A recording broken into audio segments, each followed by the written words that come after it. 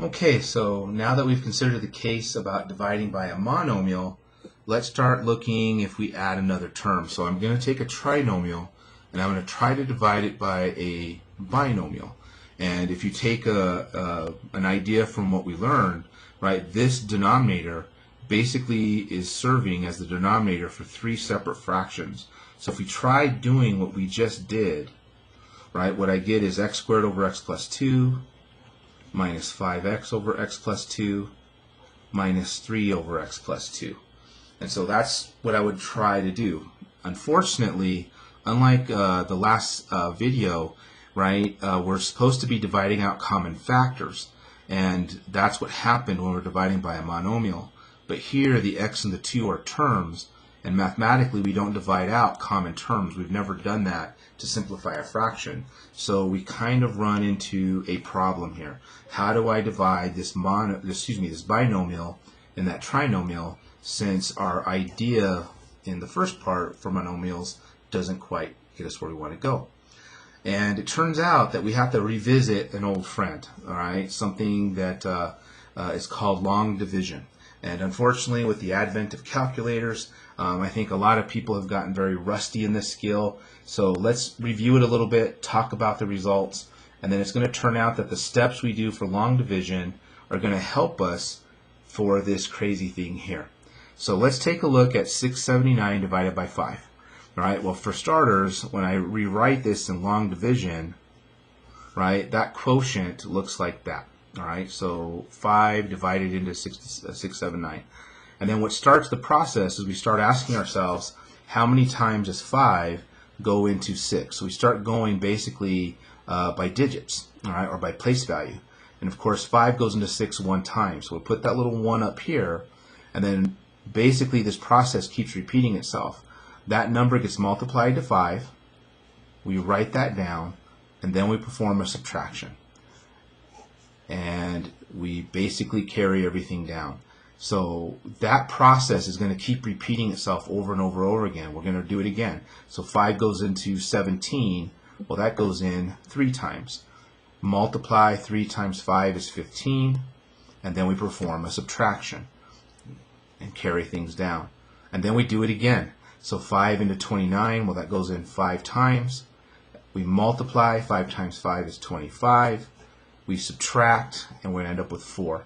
And I now know that I'm done because, well, technically speaking, you know, we start tacking on zeros, but I don't want to do that here because that's not going to happen over here, right? There's no, it's not a number, it's a polynomial.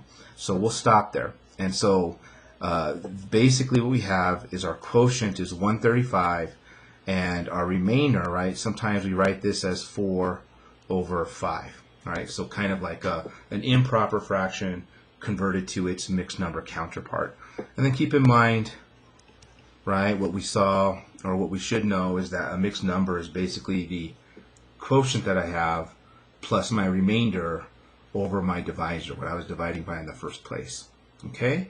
And this is actually the way we're going to want to write our answers when it comes to over there.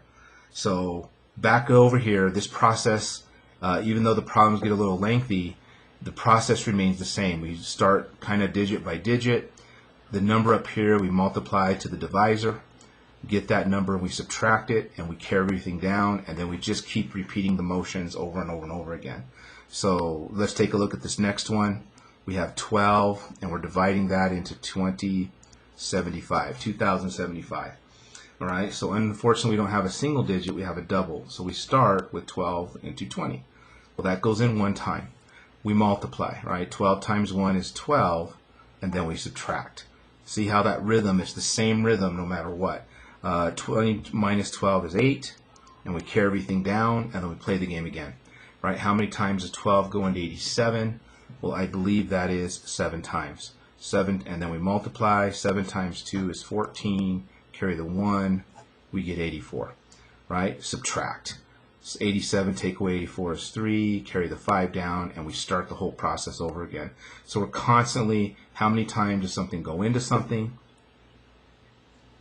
We do a multiplication, we perform a subtraction, and in this case we're done because we've exhausted all our digits, and 12 doesn't go into 11 real cleanly. And so our answer, again, is a mixed fraction. Oops. It's 172 and 11/12, but that actually means 172 plus 11/12. And that's the way we're going to want to write our answers here in a moment. So hopefully you start seeing that repeated pattern over and over again. And it turns out we're going to do the same thing for this. So to do this, we're going to begin by turning it into a long division problem. And unlike over here where we had digit by digit, here we have a little bit of term by term. So I'm going to ask myself, what times x gives me x squared? Right? Again, it's almost like, what times 5 went into, how many times did 5 go into 6? Well, how many times is x go into x squared? Sometimes students actually need to see that little work over here off to the side, and what we get is x. Now the book and I differ on where to put this x. I like to put it up here because it mimics what we did there. And so the book will put it over here to line up things with x's. But for me it's a little check because x times x, well, that is x squared. And then we have to multiply all the way through those. So x times x is x squared, plus 2 times x is a positive 2x. All right, so keep in mind, just like we did over here, I ask how many times is a number going to another. We multiply, and then we subtract. But here's where things get a little crazy, because when I subtract this, I've got to subtract the whole polynomial. And as we've seen, when I subtract the whole polynomial, what happens is there's a sign change that goes throughout. So let me go ahead and restart this, because it already is getting a little messy. There's lots of moving parts. So here's how I kind of like to do that problem. So again, how many times does x go into x squared? Well, x times. Multiplying to my divisor, x times x is x squared, and then x times 2 is 2x.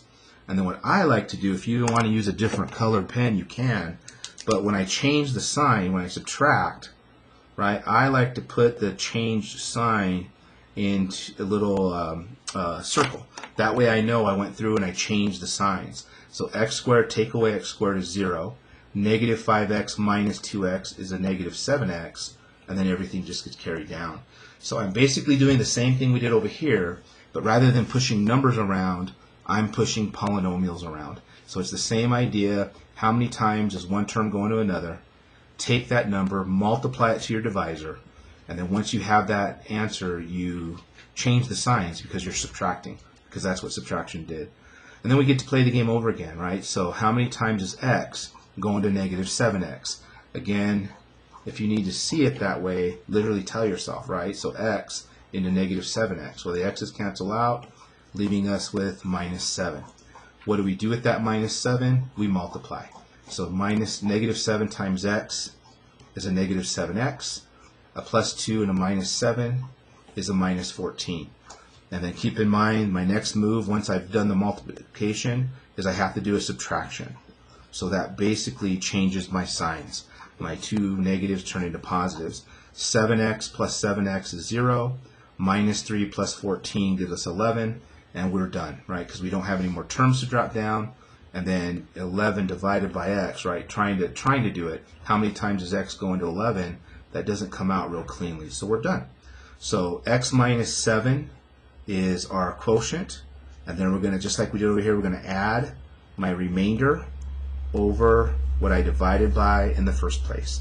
So I'm mimicking the same notation that we did over here. I found my quotient. I added my remainder over what I divided by in the first place. Right? There's my quotient. I'm adding my remainder over what I divided by in the first place. So I'm using the same process. How many times does something go in? Multiply, subtract, change the signs, perform that subtraction, and then restart the process over again until I'm done. And then our answer is the quotient plus my remainder over my divisor. So that should set the stage up. We obviously have to practice this a lot more. And so that's what we'll do in the next video. We'll practice our long division of polynomials.